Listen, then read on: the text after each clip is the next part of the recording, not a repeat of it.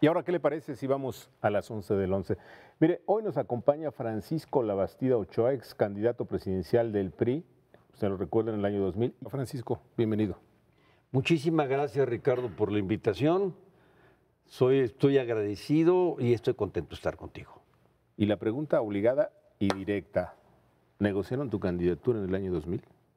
No sé si la haya negociado, de lo que estoy absolutamente seguro es que el presidente Zedillo hizo lo posible para que el partido perdiera y yo obviamente también perdiera. ¿Cómo es que actuaron en contra? ¿Cuáles son los detalles, por favor? Bueno, tanto el presidente del partido, José Antonio González, como el secretario de Gobernación, que era yo, le dijimos 3 veces al presidente de la República que el método democrático que había elegido era un serio error. Esto antes de la candidatura presidencial. Esto en el momento de definir la contienda interna para la candidatura presidencial. Esto quiere decir que hubo todo un entramado para que perdiera el PRI. Hubo todo un entramado para que perdiera el PRI. Esto... Le llegaron a llamar a gobernadores para decirles, oye, si el candidato a Labastida le va bien en tu estado, te vas a ver con la PGR. O sea, literalmente los amenazaron. Literalmente los amenazaron, sí, así es. ¿Esto significa una traición política?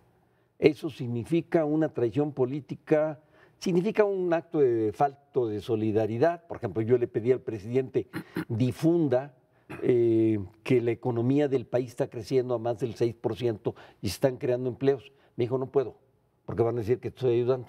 No, bueno, a ver. No sé si... A ver, queda suficientemente claro. Yo recuerdo, Francisco, que a los pocos días de que Ernesto Zedillo toma posesión, en la Fundación Ortega y Gasset en España, cuando el presidente plantea abrir pues tratados de libre comercio y demás, la respuesta de los europeos fue, tiene que acabarse el PRI. Y el presidente Zedillo en 5 años, o 5 años siguientes, acabó con el PRI. Sí, bueno, se perdieron en el 97 las elecciones y luego se perdieron en el 2000. Perdieron el Congreso, perdieron el Distrito Federal, perdieron elecciones, o sea, fueron desmontando al PRI. Esto fue deliberado. Yo creo que sí. Las causas por las cuales lo hizo, eso solo él lo sabe. Yo tengo varias hipótesis. Una es que haya querido pasar la historia como el gran demócrata del país y el que construyó la alternancia, por decirlo así. Se le entregó la Ciudad de México al PRD y se le entregó la presidencia de la República al PAN. Sí, yo le dije al presidente que si se hacían las elecciones, que era lo más probable, por no decir seguro, que se perdiera. Porque se habían dado previamente el abandono y la cancelación de programas de ayuda a la población, mismos que cuando llegó el PRD al poder lo restableció, como era lógico. Claro. Ahora, ¿cómo era la discusión en tu cuarto de guerra cuando veían que empezaba Vicente Fox a subir, ustedes empezaban a bajar, no había apoyos económicos? ¿Qué pasaba ahí en el cuarto de guerra de Francisco Labastida? Obviamente un poco de desmoralización, discusión dentro de los miembros del equipo, es lógico y normal. Cuando nos entregan el partido, nosotros teníamos cerca de 20 puntos arriba y lo fuimos perdiendo paulatinamente. No tuvimos ni en diciembre, ni en enero, ni en febrero, sino hasta el 15 de marzo, ningún spot. Bueno, obviamente eso significó una caída. Y eso provoca una desmoralización dentro del grupo y la impresión dentro de la ciudadanía de que pues, el partido va para abajo. Pero no había spots porque no había dinero, porque no había... Porque no había dinero. Y no había manera de pedir un crédito, un préstamo. Le recomendaron que no nos prestaran. ¿Cuáles fueron los principales errores de Ernesto Zedillo? ¿Tú lo has platicado con él? ¿Nunca más lo volviste a ver? Lo vi al día siguiente, el día 3. Es la única vez que lo vi. Desde entonces no nos hemos vuelto a ver. Él me invitó a que un día nos reuniéramos a cenar en términos sociales con la familia. Yo le dije que me parecía que no era conveniente, en tanto no aclaráramos las cosas entre él y yo. y no nos volvimos a ver. Nunca más lo has vuelto a ver. Nunca más lo he vuelto a ver. ¿Por qué no has escrito una historia sobre esto? No, Porque la estoy escribiendo. la estás escribiendo, Sí. magnífico. A ver, danos un adelanto. Porque la estoy escribiendo. ¿Qué papel jugó Liébano Sáenz en toda esta trama? Liébano Sáenz y Berrueto fueron los que diseñaron el sistema de la contienda interna, a la cual nos opusimos José Antonio González Fernández y yo. ¿Y fue manipulada? O cómo la calificas? Yo diría que fue muy mal concebida y conste, no me opongo a la democracia dentro del partido y doy testimonio de ello. La impulsé cuando fui gobernador, pero bien construida, no hubo ningún problema ni un desaguisado de tronar las finanzas al partido. Liébano lo diseñó de tal manera que había que contratar el día de la elección a cerca de 200,000 personas para que estuvieran un presidente, un secretario Para y que un cubrieran todas las escrutador casillas. para que cubrieran todas las casillas, porque el partido se convirtió en autoridad electoral.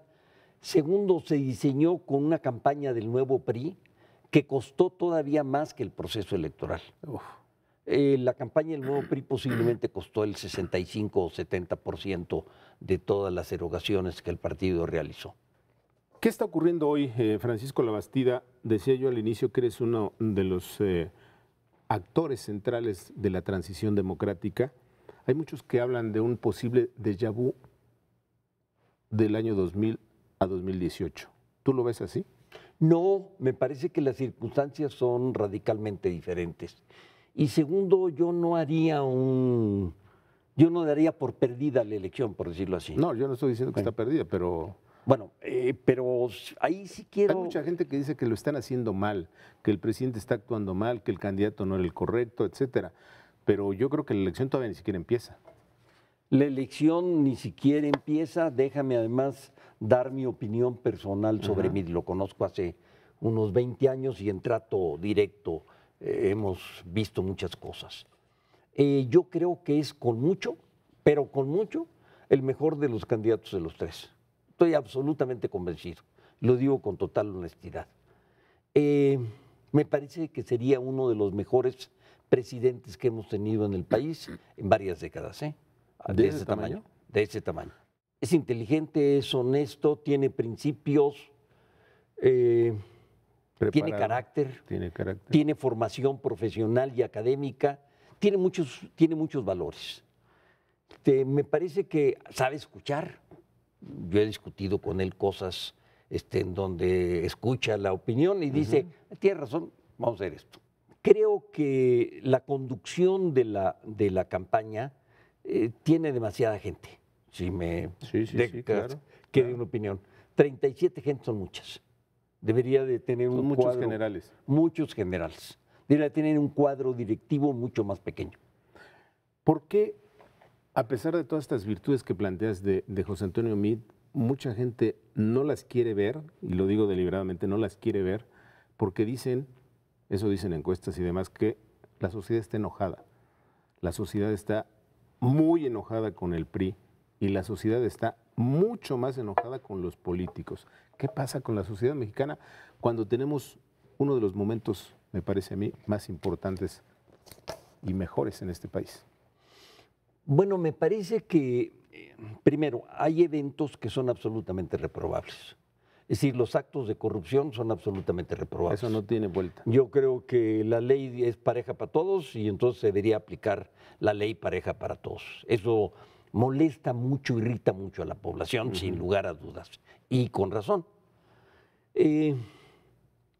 Segundo, creo que ha habido una campaña muy intensa para crearle una mala imagen a Peña, fundamentalmente en redes sociales, y yo te diría que fundamentalmente proveniente de Morena. Creo que el PAN y el PRI están en pañales al lado de lo que está haciendo Morena. ¿Qué opinas del candidato de Morena, de Andrés Manuel López Obrador? Creo conocerlo razonablemente bien. Digamos, estoy convencido de que le daría una buena tronada de la economía y de las finanzas públicas del país. ¿De ese tamaño? Sí, sí, sí. ¿Estás convencido? A ver, si uno suma los compromisos que ha tomado y dice el tamaño de las finanzas públicas es No da. no da. Digo, si es 2 más 2 son 4. Así es. No hay que inventar mucho ni hay que hacer muchas cuentas. Ricardo Anaya. Inteligente, no es confiable. Se ha peleado con todas las gentes que han sido sus jefes.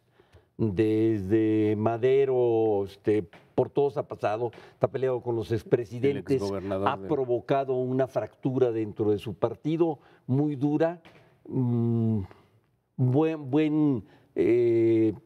para hablar, pero quizás bueno para copiar también, porque su última presentación fue simple. Grosera.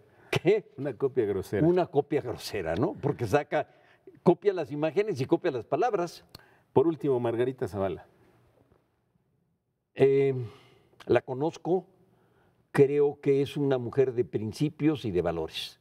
¿Cuál es tu pronóstico para el 1 de julio de 2018? Yo diría que eso va a depender de lo que hagan. Sí, yo buscaría, si yo me pidieran opinión, yo buscaría una alianza del PRI con otros partidos. ¿A estas alturas? Con independientes incluso. ¿A estas alturas? Sí.